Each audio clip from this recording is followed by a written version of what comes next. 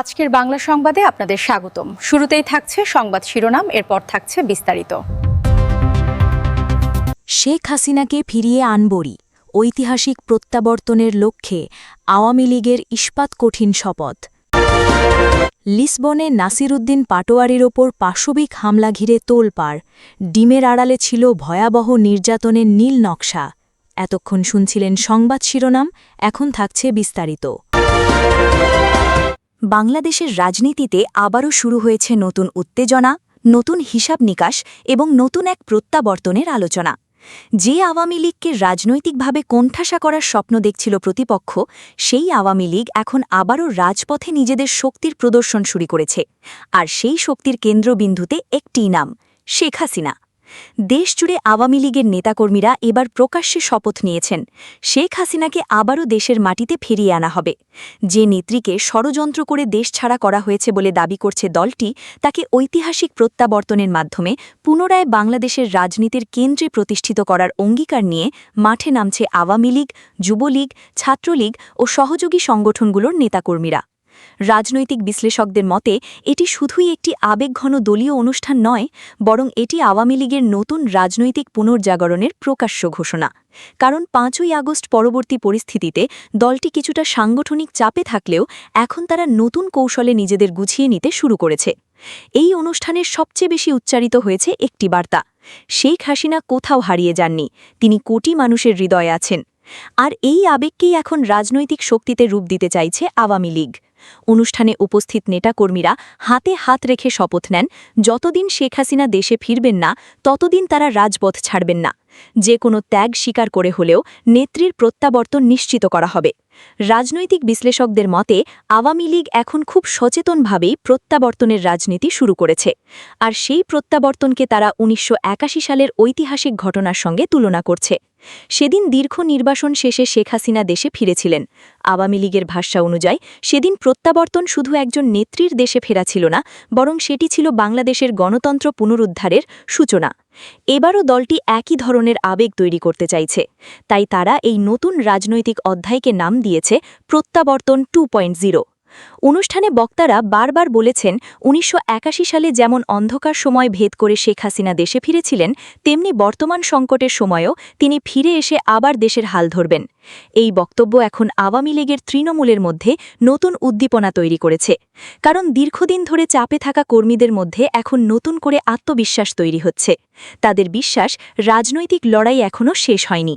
বিশ্লেষকদের মতে আওয়ামী লীগের সবচেয়ে বড় শক্তি এখানেই, কারণ দলটি এখন নিজেদের শুধু একটি রাজনৈতিক দল হিসাবে নয়, বরং মুক্তিযুদ্ধ, বঙ্গবন্ধু এবং রাষ্ট্রীয় পরিচয়ের ধারক হিসাবে তুলে ধরছে।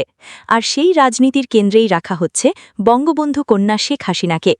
অনুষ্ঠানে আওয়ামী লীগ, যুবলীগ, ছাত্রলীগ সহ বিভিন্ন সহযোগী সংগঠনের নেতাকর্মীদের উপস্থিতি ছিল চোখে পড়ার মতো। দেশের বিভিন্ন অঞ্চল থেকে আসা কর্মীরা আবেগঘন পরিবেশে স্লোগান দিতে থাকেন, জয় বাংলা, জয় বঙ্গবন্ধু, শেখ হাসিনার প্রত্যাবর্তন, বাংলার মানুষের জয়। রাজনৈতিক পর্যবেক্ষকদের মতে এই কর্মসূচির মাধ্যমে আওয়ামী লীগ মূলত ৩টি বড় বার্তা দিতে চেয়েছে। প্রথমত, দলটি এখনও সাংগঠনিকভাবে সক্রিয়। দ্বিতীয়ত, শেখ হাসিনাই এখনও দলের একমাত্র গ্রহণযোগ্য নেতৃত্ব। এবং তৃতীয়ত, আওয়ামী লীগ রাজপথের রাজনীতি থেকে সরে যায়নি। এই ৩টি বার্তাই এখন বাংলাদেশের রাজনীতিতে নতুন সমীকরণ তৈরি করছে। বিশেষ করে ছাত্রলীগের সক্রিয় উপস্থিতি বিশ্লেষকদের নজর কেড়েছে। কারণ সাম্প্রতিক সময়ের নানা চাপ ও বিতর্কের কারণে সংগঠনটি কিছুটা রক্ষণাত্মক অবস্থানে চলে গিয়েছিল, কিন্তু এখন আবার তাদেরকে মাঠমুখী করার চেষ্টা চলছে। আওয়ামী লীগের ভেতরে এখন বিশ্বাস তৈরি হয়েছে, বর্তমান রাজনৈতিক অস্থিরতার শেষ পর্যন্ত জনগণকে আবারও স্থিতিশীল নেতৃত্বের প্রয়োজনীয়তা মনে করিয়ে দেবে। আর সেই স্থিতিশীল নেতৃত্বের প্রতীক হিসাবে শেখ হাসিনাকে সামনে আনা হচ্ছে। রাজনৈতিক বিশ্লেষকদের মতে আওয়ামী লীগের বর্তমান কৌশলের মূল জায়গা হল উন্নয়ন বনাম অস্থিরতা। দলটি এখন মানুষের সামনে তুলে ধরছে পদ্মা সেতু, মেট্রো রেল, রূপপুর পারমাণবিক প্রকল্প, বঙ্গবন্ধু টানেল, এলিভেটেড এক্সপ্রেসওয়ের মতো বড় বড় উন্নয়ন প্রকল্প। তাদের দাবি, বর্তমান পরিস্থিতির সঙ্গে অতীতের তুলনা মানুষকে নতুনভাবে ভাবতে বাধ্য করছে। এই কারণেই এখন আওয়ামী লীগের প্রচারে উন্নয়ন, স্থিতিশীলতা এবং রাষ্ট্রীয় নিরাপত্তা শব্দগুলো সবচেয়ে বেশি গুরুত্ব পাচ্ছে। বিশ্লেষকদের মতে আওয়ামী লীগের পুনরুত্থানের পেছনে আরেকটি বড় কারণ হল বিরোধী রাজনৈতিক শিবিরের ভেতরের অসঙ্গতি। বিএনপি এখনও স্পষ্ট রাজনৈতিক রূপরেখা জনগণের সামনে দাঁড় করাতে পারেনি এমন অভিযোগ রাজনৈতিক মহলে জোরালো। অন্যদিকে জামায়াতকে ঘিরে উগ্রবাদ ও মৌলবাদের প্রশ্নও নতুন করে আলোচনায় এসেছে। আওয়ামী লীগ এখন সেই জায়গাগুলোকে রাজনৈতিকভাবে কাজে লাগাতে চাইছে। বিশেষ করে স্বল্পমানক সম্প্রদায়, মুক্তিযুদ্ধের পক্ষের শক্তি এবং মধ্যবিত্ত শ্রেণীর মধ্যে আবারও নিজেদের গ্রহণযোগ্যতা বাড়ানোর চেষ্টা করছে দলটি। অনুষ্ঠানে অংশ নেওয়া বহু তৃণমূল কর্মী আবেগাপ্লুত হয়ে বলেছেন, নেত্রী আমাদের ছেড়ে যাননি, তিনি আমাদের হৃদয়ে আছেন। এই আবেগ এখন আওয়ামী লীগের বড় রাজনৈতিক সম্পদে পরিণত হচ্ছে। রাজনৈতিক বিশ্লেষকদের মতে বাংলাদেশের রাজনীতিতে আবেগ সবসময় বড় ভূমিকা রেখেছে, আর আওয়ামী লীগ এখন সেই আবেগকে নতুন সাংগঠনিক শক্তিতে রূপ দিতে চাইছে। এখানে আন্তর্জাতিক রাজনীতিও গুরুত্বপূর্ণ হয়ে উঠছে। ভারত, চীন, যুক্তরাষ্ট্র সবাই এখন বাংলাদেশের পরিস্থিতি গভীরভাবে পর্যবেক্ষণ করছে। বিশেষ করে ভারত বাংলাদেশের রাজনৈতিক স্থিতিশীলতা নিয়ে অত্যন্ত সংবেদনশীল, কারণ সীমান্ত নিরাপত্তা, আঞ্চলিক বাণিজ্য ও ভূ রাজনৈতিক বাস্তবতায় বাংলাদেশ ভারতের জন্য অত্যন্ত গুরুত্বপূর্ণ। এই বাস্তবতায় আওয়ামী লীগ এখনও আন্তর্জাতিকভাবে পুরোপুরি বিচ্ছিন্ন হয়ে যায়নি এমনটাই মনে করছেন বিশ্লেষকরা। শেখ হাসিনার সম্ভাব্য প্রত্যাবর্তন নিয়ে তাই রাজনৈতিক অঙ্গনে এখন নতুন আলোচনা শুরু হয়েছে।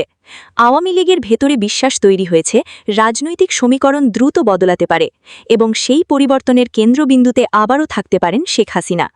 এই কারণেই এখন দলীয় প্রতিটি কর্মসূচি, প্রতিটি বক্তব্য এবং প্রতিটি রাজনৈতিক বার্তার মূল ফোকাস হয়ে উঠেছেন তিনি। বিশ্লেষকদের মতে এই শপথ অনুষ্ঠান আওয়ামী লীগের জন্য কেবল একটি আনুষ্ঠানিকতা নয়, এটি ছিল হারানো আত্মবিশ্বাস ফিরে পাওয়ার আয়োজন। এটি ছিল সাংগঠনিক পুনর্জাগরণের ঘোষণা। এটি ছিল প্রতিপক্ষকে রাজনৈতিক বার্তা দেওয়ার কৌশল। সবচেয়ে বড় কথা, এটি ছিল আওয়ামী লীগের পক্ষ থেকে স্পষ্ট ঘোষণা যে তারা এখনও লড়াইয়ের ময়দান ছাড়েনি।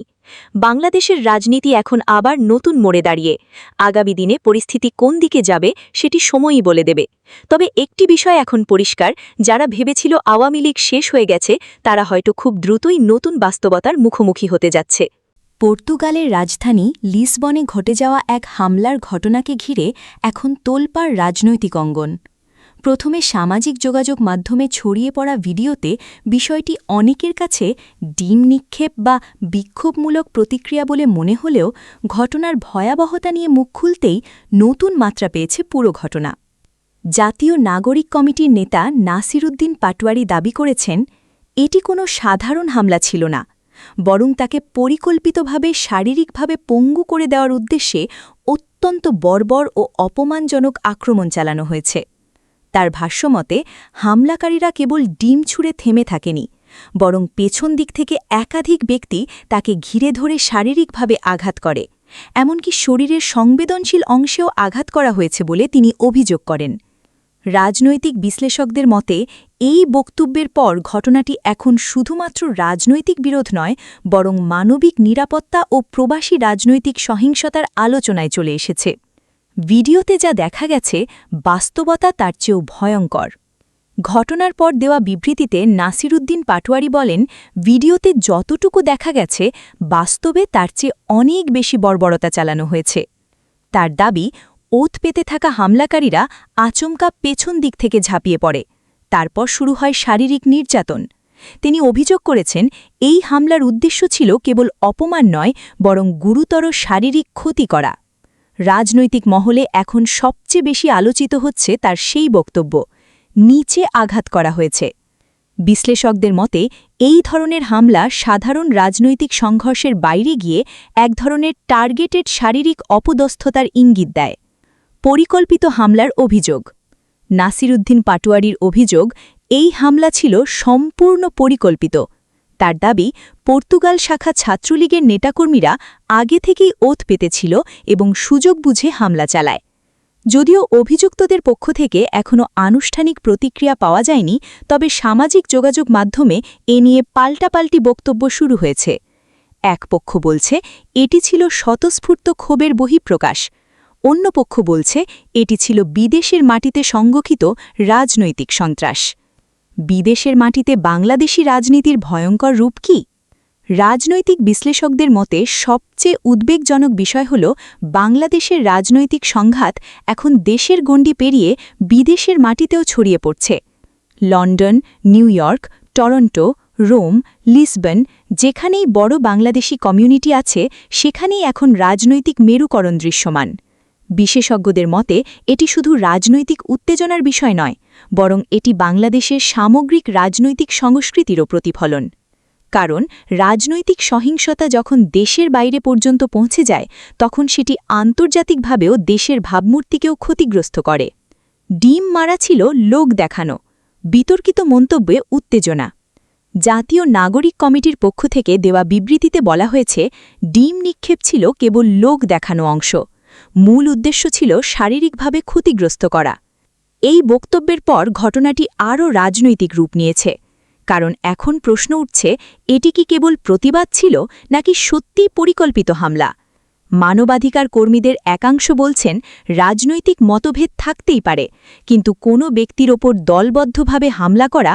কখনোই গ্রহণযোগ্য নয় প্রবাসী রাজনীতিতে বাড়ছে সহিংসতা প্রবাসী বাংলাদেশিদের মধ্যে এই ঘটনা নিয়ে তীব্র প্রতিক্রিয়া দেখা গেছে অনেকে বলছেন রাজনৈতিক মতবিরোধকে কেন্দ্র করে বিদেশের মাটিতে এমন সহিংসতা উদ্বেগজনক বিশেষ করে ইউরোপে বসবাসরত বাংলাদেশিদের মধ্যে এ নিয়ে ব্যাপক আলোচনা চলছে অনেকেই আশঙ্কা করছেন এই ধরনের ঘটনা চলতে থাকলে ভবিষ্যতে প্রবাসী বাংলাদেশিদের সামাজিক অবস্থান ক্ষতিগ্রস্ত হতে পারে ছাত্রলীগের নাম আসায় নতুন রাজনৈতিক বিতর্ক ঘটনার সঙ্গে ছাত্রলীগের নাম জড়িয়ে যাওয়ায় নতুন রাজনৈতিক বিতর্ক শুরু হয়েছে কারণ ছাত্রলীগকে ঘিরে অতীতেও বিভিন্ন সহিংসতার অভিযোগ উঠেছে আবার আওয়ামী লীগ সমর্থকরা বলছেন রাজনৈতিকভাবে দলকে বিতর্কিত করতেই উদ্দেশ্যপ্রণোদিতভাবে ছাত্রলীগের নাম ব্যবহার করা হচ্ছে বিশ্লেষকদের মতে বর্তমান রাজনৈতিক বাস্তবতায় যে কোনো সহিংস ঘটনাই এখন দ্রুত বড় রাজনৈতিক বয়ানে পরিণত হচ্ছে